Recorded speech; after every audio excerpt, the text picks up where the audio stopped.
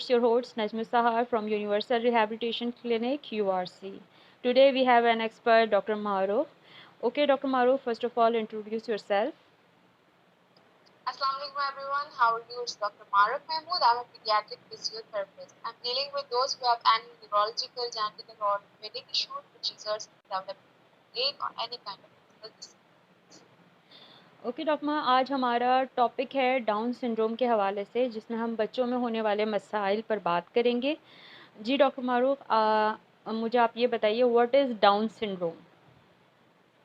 Down syndrome basically is a genetical disorder in which an extra pair of chromosomes present. Normally बच्चों में क्या होता है कि 46 numbers of chromosome होते हैं, इसमें एक extra pair of chromosome पाया जाता है, इसलिए इसको ट्राइसोमी 21 के नाम से भी जाना जाता है। Basically it's a genetical disorder. Okay doctor साहब, आप ये बताएं कि व्हाट आर द कॉजेज़, इसके डाउन सिंड्रोम के क्या कॉजेज़ होते हैं? बेसिकली देखिए, ये होता है हमारी जो जीन बेसिकली क्या होता है, उसमें वो क्रोमोसोम्स उस कैरी कर gene carries chromosomes which have information, genetical information होती है। अब एक जो नॉर्मल बच्चा होता है उसमें 46 क्रोमोसोम्स होते हैं। बेसिकली क्या होता है कि 23 क्रोमोसोम्स मदर की तरफ से आते हैं और 23 क्रोमोसोम्स का जो पेयर है वो फादर की तरफ से आता है। अब अगर ये जो 23 और 23 के पेयर में कोई भी प्रॉब्लम हो जाती है और 46 की जगह 47 क्रोमोसोम हो जाता है, तो ये कहलाता है हमारे जो बेसिकली हमारा जो क्रोमोसोम डिस्टर्ब हो गए और ये हमारा 21 क्रोमोसोम का जो एक्स्ट्रा पेयर है वो हो जाता है, जिसकी वजह से डाउन सिंड्रोम जो है causes. Okay doctor Maroof, what are the types of Down syndrome? Down syndromes की कौन कौन सी टाइप्स हैं और कौन सी सबसे ज़्यादा मोस्ट कॉमन है? अच्छा, बेसिकली डाउन सिंड्रोम की 3 कॉमन टाइप हैं। सबसे पहली जो है trisomy 21 which is 95% most common type, 95% में पाई जाती है जो डाउन सिंड्रोम।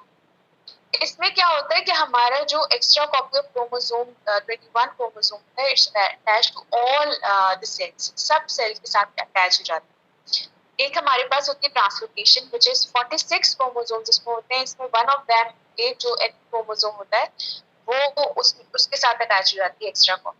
अब हमारे पास मोज़ैक मींस कॉम्बिनेशन और मिक्स्ड। इसमें बेसिकली तमाम सेल्स के साथ 21 क्रोमोसोम अटैच नहीं होता, लेकिन कुछ फ्यू सेल्स के साथ अटैचमेंट हो जाती है, जिसकी वजह से हमें फीवर सिम्टम्स जो है वो मिल रहे हैं। तो ये दीज जो है कॉमन टाइप्स हैं, जिसमें सबसे ज्यादा ट्राइसोमी जो है वो कॉमन। अच्छा डॉक्टर मारू, आप मुझे ये बताएं कि जो डाउन बेबी होते हैं उन या बच्चे होते हैं, उनकी लाइफ स्पैन कितना होता है? अगर हम बात करें इनका लाइफ स्पैन जो है वो शॉर्ट होता है। अगर हम बात करें पास्ट की लाइक 60s और 70s में तो लाइफ स्पैन 10 इयर्स तक होता था, लेकिन अब क्योंकि हमारी बहुत सारी फैसिलिटीज हैं, हेल्थ केयर फैसिलिटीज हैं, सपोर्टिव सिस्टम है, एजुकेशन सिस्टम है, तो इससे इनका लाइफ स्पैन जो है वो बेहतर है। अब इसकी लाइफ स्पैन की जो एक्सपेंड ये 50 to 60 जो है वो इनकी है, ये लाइफ जो है वो गुजारने। ओके डॉक्टर साहब, ये मुझे बताएं, कौन सी मदर्स में डाउन बेबी होने का सबसे ज़्यादा रिस्क होता है? अच्छा, इसका ये क्राइटेरिया होता है कि those mother who are above 35 और 35 they are highly on risk कि उनको जो है वो डाउन सिंड्रोम यानी जेनेटिकल डिसऑर्डर के साथ जो है वो बेबीज, या वो फादर जो अबव 40, ये both are on high risk, या वो पेरेंट्स जिनकी हिस्ट्री में हो कि उनको उनके प्रीवियसली ऐसा हो कि उनके डाउन सिंड्रोम के साथ जो है जेनेटिकल डिसऑर्डर के साथ जो है वो बच्चे उनको हो, या वो जिनमें जेनेटिक ट्रांसलोकेशन उनकी फैमिली में रन करते। These are all highly on risk in the Down syndrome. Okay doctor Maroof, what are the symptoms, वो कौन सी अलामात हैं जिनसे डाउन बच्चों का पता चलता है? अच्छा, बेसिकली जब बहुत सारी हमारे पास मदर्स आती हैं, वो कहती है कि हमें पता नहीं चला कि हमारा बच्चा जो था वो डाउन सिंड्रोम था। समटाइम्स ऐसा होता है कि हम गायनेकोलॉजिस्ट जो है वो क्योंकि ये बहुत इसके कॉमन से फीचर्स होते हैं, टिपिकल फीचर्स होते हैं जो रिकॉग्नाइज कर लेते हैं, लेकिन बहुत सारे गायनेकोलॉजिस्ट या हेल्थ केयर प्रोफेशनल जो है वो ये नहीं बताते, पेरेंट्स को गाइड नहीं। तो इसमें ये होता है कि जो बच्चे के अगर हम देखें तो फ्लैट फीचर होते हैं, फ्लैट फेशियल फीचर्स होते हैं कि जो आप आईज अगर देखेंगी, आईज जो है ना वो इनकी एलमंड टाइप की होती है और वो स्लॉन्टेड अपवर्ड, फिर उसके बाद अगर हम देखें बल्जिंग टंग होती है, इनके जो है वो शॉर्ट नेक होती है, स्मॉल हेड और स्मॉल ईयर्स होती है। और इनके जो है वो अगर हम ग्रोथ के वाइज देखें तो ग्रोथ वाइज अगर हम इनको देखें दे आर डेवलपमेंटली डिले की ग्रोथ अगर as compare to normal child बहुत स्लो होती है, कि शॉर्ट हाइटेड होते हैं ये, इनके हैंड्स और फीट आप देखेंगे तो वो बहुत स्मॉल होती है। सबसे जो कॉमन चीज है वो दैट इज टोन, आपको हद से ज्यादा फ्लॉपी मतलब बहुत ज्यादा जो इनकी टोन जो होती है ना वो हाइपोटोनिक कहलाता है बेसिकली। तो इनके हाइपोटोनिक की हैंड की आप देखेंगे सिंगल क्रीज कहलाती है, सिंगल पाम क्रीज ये होती है। तो ये कुछ फीचर्स होते हैं जिसको देख के हम रिकॉग्नाइज करते हैं कि बेबी इज डाउन्स। अच्छा, मुझे ये बताएं कि इसका कोई ट्रीटमेंट है या ये बच्चे पूरे फुली क्योर हो सकते हैं या फिर हम इनको बेटर लाइफ प्रोवाइड कर सकते हैं? As I have mentioned it earlier, this is basically a genetical disorder and there is no cure. इसका कोई क्योर नहीं है, but yes we can improve the functional status. अब इसके बहुत सारे ट्रीटमेंट के थ्रू जो है वो हम फंक्शनल स्टेटस बेहतर कर सकते हैं। लाइक अगर हम इनको डेवलपमेंटली डिलेड है तो we can go for the physiotherapy. अब इनको बहुत सारे इश्यूज होते हैं, लाइक जैसे मैंने आपको कहा माइलस्टोन अपने सही टाइम पे नहीं अचीव कर पा रहे होंगे, लेकिन अगर हम कंपेयर करें फिजिकल डिलेड और कॉग्निशन और बिहेवियर के हवाले से, तो इनको कॉग्निशन और बिहेवियर के ज्यादा इश्यूज। तो इनके लिए जो है वो सेंसरी स्किल्स डेवलप करने के लिए, इनकी बिहेवियर इश्यूज को सॉर्ट आउट करने के लिए, इनके डिले स्पीच के लिए इनको speech therapy, behaviour therapy and Morty along with physical therapy. तो ये सारी थेरेपीज इनका फंक्शनल स्टेटस बेहतर करेंगी, इनकी लाइफ के डेली लिविंग एक्टिविटीज को improve करेंगी। अच्छा, डॉक्टर साहब मुझे ये बताएं कि हम कैसे प्रेगनेंसी के दौरान पता कर सकते हैं कि जो बच्चा है वो आफ्टर बर्थ जो है वो डाउन का शिकार तो नहीं है, या कोई ऐसा कोई टेस्ट है जो ये इस चीज़ को कंफर्म करे? बेसिकली पाकिस्तान में जो है वो इस तरह के टेस्ट ज्यादातर नहीं करवा रहे होते, बहुत कम होते हैं। कि कुछ डायग्नोस्टिक टेस्ट स्कैन्स होते हैं सॉरी, तो वो वर्ल्ड वाइड हो रहे होते हैं, जिसमें QMS ये इस तरह के टेस्ट होते हैं, स्कैन्स होते हैं।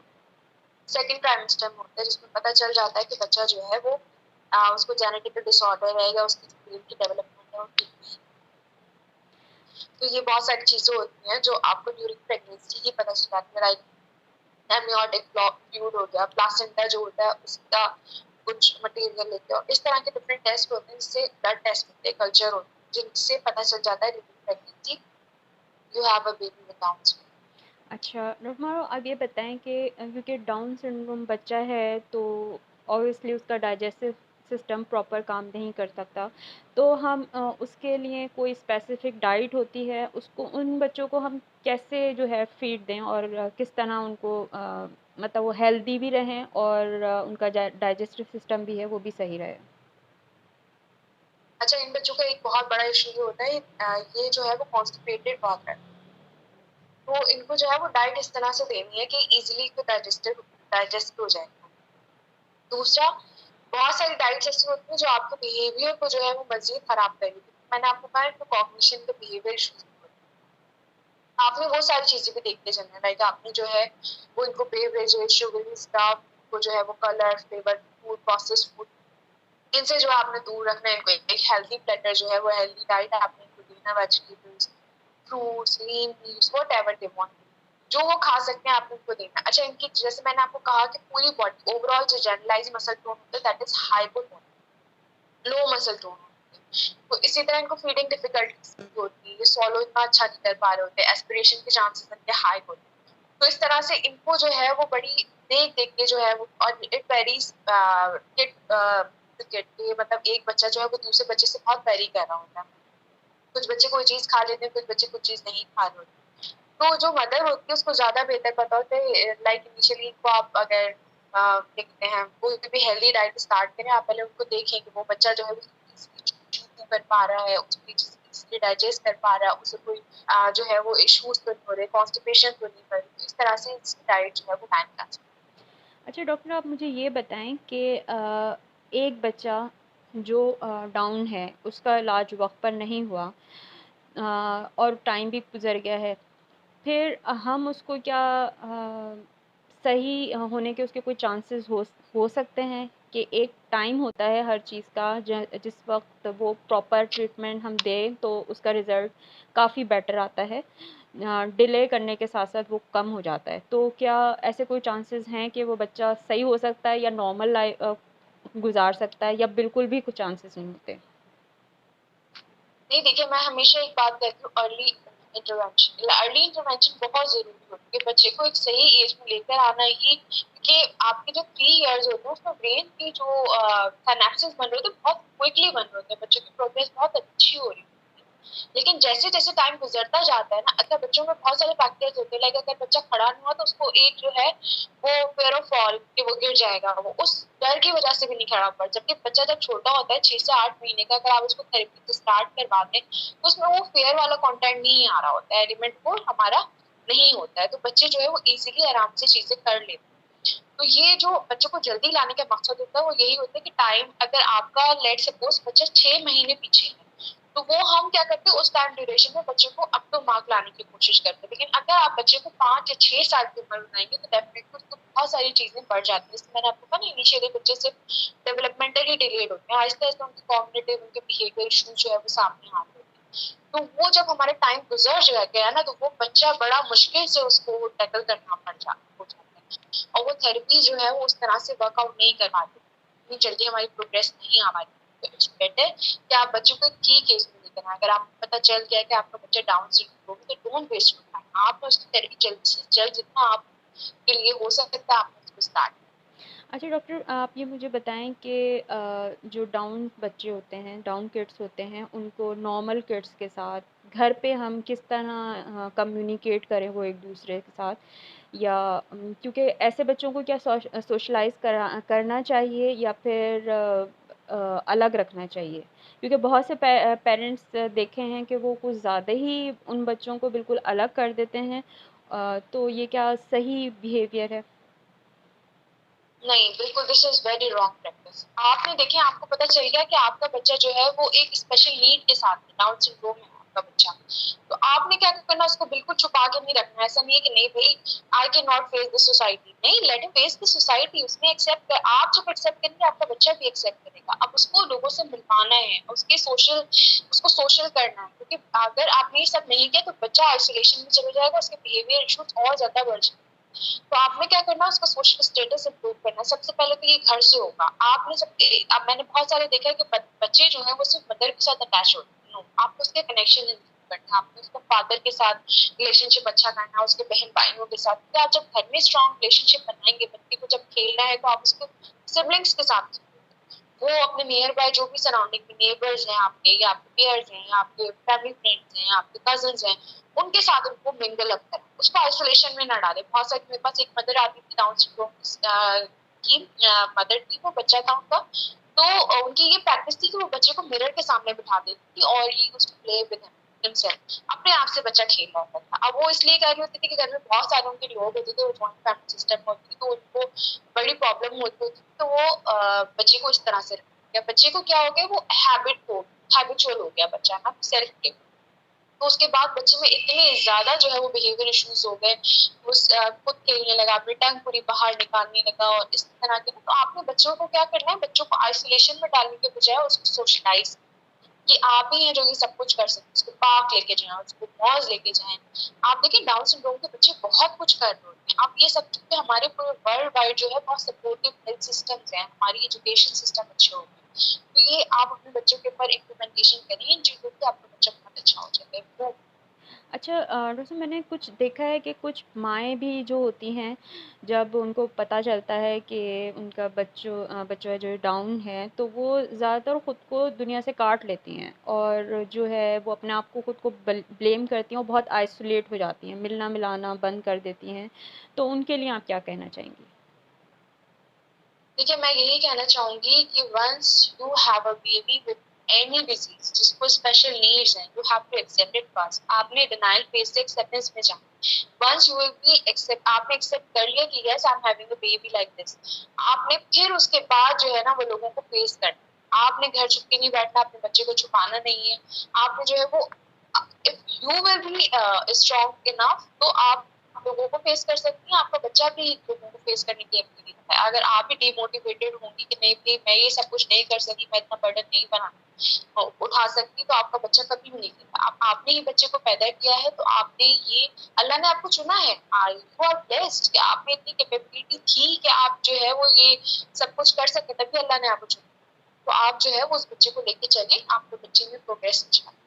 ओके डॉक्टर माँ, आप ये बताएं, वो माएँ कुछ माएँ ऐसी भी हैं जो एक्सेप्ट ही नहीं करती कि उनका बच्चा जो है वो डाउन सिंड्रोम का शिकार है और उसका उनका ट्रीटमेंट की भी ज़रूरत नहीं है। अगर कोई उनको बोले भी तो वो बहुत गुस्सा करती हैं कि आपने ये क्या बात कर दी।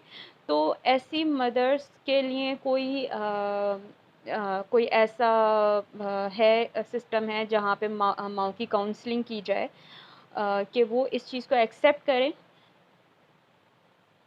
बिल्कुल, देखिए सबसे पहले तो मैंने कहा ना, आप डिनायल फेज से अब अगर अगर आप डिनायल फेज में ही रहेंगे तो क्या आप अपने बच्चे का डैमेज, मतलब आपको ऐसा लगता है, बहुत सारे लोग इस तरह कहते हैं कि नहीं इसको जादू हुआ है, इसको ये हुआ है, इसको वो हुआ है, ऐसा नहीं है मेरा बच्चा। तो ये बेसिकली डिनायल चीज, आपने उन चीजों से निकल के आपको पॉजिटिविटी की तरफ जाना है, भाई ऐसा हो गया है, अब आपने इसका ट्रीटमेंट स्टार्ट, ठीक है।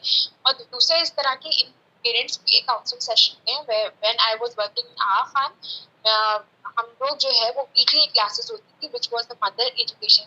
अब वो उसमें हम पेशेंट जो मदर्स होती थी उसको काउंसिल कर रहे होते थे, और बेसिकली खाली मदर प्ले नहीं, पेरेंट्स भी होने चाहिए, क्योंकि father plays an mutual role, कि फादर भी उसमें उतने ही इन्वॉल्व होने चाहिए, सिर्फ मदर के ऊपर नहीं कि मदर ने ही बच्चे को हर तरह से देखना है। तो ये इनके लिए काउंसलिंग सेशंस होते हैं कि भैया आप डिनायल से एक्सेप्टेंस में जाएं, आपने थेरेपीज करवानी है, आपको गुड नहीं होना, आपको मोटिवेटेड रहना है, आपने अपना सेल्फ कॉन्फिडेंस नहीं छोड़ना है। जब आपका सेल्फ कॉन्फिडेंस अच्छा होगा तो डेफिनेटली आपका बच्चे में भी self confidence, he or she can face the society। Okay doctor Maruf, आप मुझे ये बात बताएं, क्योंकि दो तरह की मदर्स होती हैं। एक वो जो बहुत ज़्यादा केयरिंग की तरफ चली जाती हैं, और कुछ मदर्स होती हैं जो बच्चों को बिल्कुल छोड़ देती हैं। मतलब ख़ास तौर पे मैंने एक देखी हैं, मतलब वो आयाओं के उस पे बच्चा जो डाल देता है, मतलब इवन इनका सेशन जो होता है वो भी जो है वो खुद नहीं जाना पसंद करती, उनको जो है गिल्टी फील होता है। तो उन मदर्स के लिए आप क्या कहना चाहेंगी? उन मदर्स के मैं यही कहना चाहूंगी कि जब ये आपने बच्चे पैदा किए हैं, अल्लाह ने आपको ये औलाद दी है, तो डेफिनेटली आप ही ने उसको लेके चलना है। आप अगर उसको किसी और के ऊपर डाल के खुद को बर्डनाइज फील करेंगे तो that is very wrong practice, और ये आपके बच्चे का बहुत बड़ा डैमेज होगा, क्योंकि जब उसको सिक्योरिटी पेरेंट्स की तरफ से नहीं मिलेगी तो डेफिनेटली उसको पर्सनैलिटी शेक कर जाएगी, उसमें वो इम्प्रूवमेंट आ ही नहीं सकती। अगर बहुत सारे हमारे पास पेरेंट्स ऐसे होते थे जो अपने बच्चे किसी ड्राइवर के साथ भेज रहे होते थे, किसी मेट के साथ भेज रहे होते थे, ये इनकी प्रैक्टिस में होता है। Until unless we are not busy, आपको कोई शेड्यूल इस तरह का नहीं और आप अगर फ्री हैं लेकिन आप फिर भी बच्चे को नहीं लेकर आ रहे, तो ये बहुत एक गलत चीज है। आपने अपने बच्चे को खुद ही लेकर आना चाहिए, ताकि आप मैंने आपको कहा ना कि बच्चे में फिर वो प्रोग्रेस नहीं दिखेगी, बच्चा कुछ भी नहीं हो सकता बच्चे का, फिर वो हर चीज है वो बिल्कुल ऑल इन वेन। आपने अगर कुछ अच्छा करना है तो सबसे पहले तो अपने माइंड को थोड़ा हेल्दी, मैंने आपको कहा ना ये बड़ी काउंसलिंग की जरूरत है। तो लेकिन ऐसी मदर जो है वो कम होती हैं जो अपने बच्चों को फोकस नहीं करती। बहुत सारी मदर्स ज्यादातर इस तरह से ओवर सेंसिटिव, ओवर पोजेसिव हो जाती है, ऐसा भी नहीं करें। तो मतलब बच्चों को आप जितना कोशिश करें कि जैसे एक नॉर्मल बच्चे को आप ट्रीट करते हैं ना, उसी हाथ से आपने बच्चे को treat करना है। उसकी चीजों को आपको पूरा करना है, लेकिन उसको ट्रीट नॉर्मल, ताकि उसको फील हो कि I am not someone who is abnormal. उसको बिल्कुल इस तरह से रखे कि नहीं भाई आप भी ये कर सकते हो, आपने भी ये करना है, आपको इस तरह से रहना है, तो बच्चा उसी तरह से life style. Thank you doctor Maruf, आपने इतनी इम्पोर्टेंट इंफॉर्मेशन हमसे शेयर की। आज का सेशन हम यहीं ख़त्म करते हैं। आप कोई लास्ट वर्ड्स अपने कहना चाहेंगी इस सेशन के हवाले से? बिल्कुल, मैं यही कहना चाहूंगी कि मैं इनके बेसिकली ट्रीटमेंट के हवाले से एक बात करनी चाहूंगी। बहुत सारी मदर्स इस तरह से पूछ रही होती है कि हम उनको थेरेपीज वगैरह के लिए लेके जा रहे हैं, इज इट इनफ?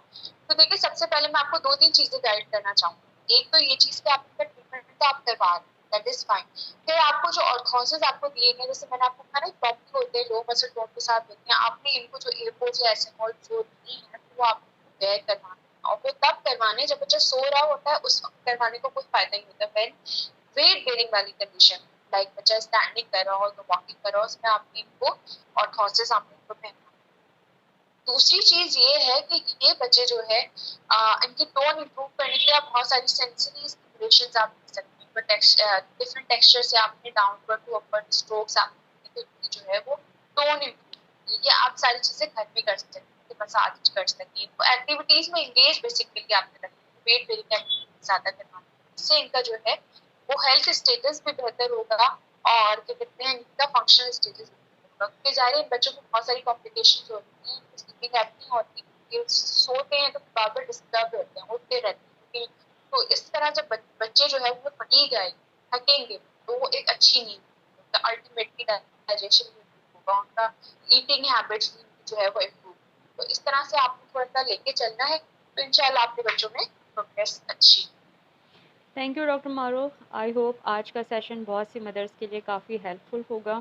अगर आपको इस टॉपिक की से रिलेटेड कोई भी सवाल करना हो तो इस वीडियो के कमेंट सेशन में आप कमेंट कर सकते हैं।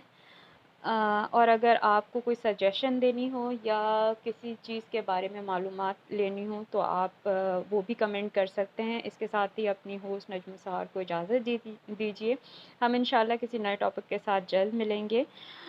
नेक्स्ट वीडियोस के लिए आप मेरा चैनल सब्सक्राइब कर सकते हैं। इंशाल्लाह नए टॉपिक के साथ फिर मुलाकात होगी। अल्लाह हाफ़िज़।